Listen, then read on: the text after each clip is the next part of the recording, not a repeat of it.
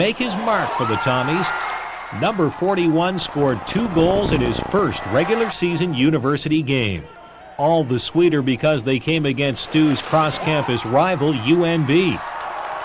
Hanson hasn't slowed down since, piling up a league-high 18 goals in 19 games, 4 more than the next highest scorer. And not bad for a player billed as more of a digger than a sniper. He plays on our third line. Then on special teams, he moves up on the power play and the penalty kill, and late in the game and late in the period, he moves up and usually plays with Sands to give us that extra at the end of the period. Hanson played 4 years in the OHL.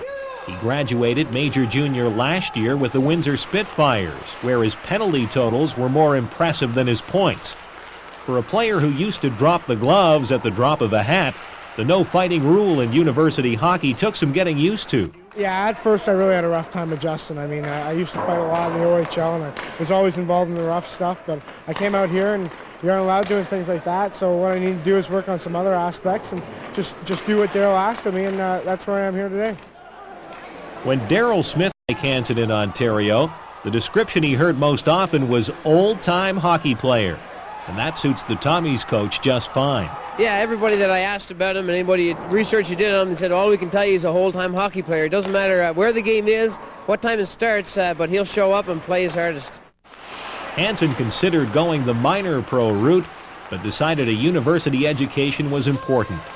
And like many of the out-of-province recruits at St. Thomas, Hanson was sold on the school by Dave Reynolds, a fourth-year Tommy who loves playing in his hometown. I just tell them that Fredericton's a great place. St. Thomas probably has one of the better organizations.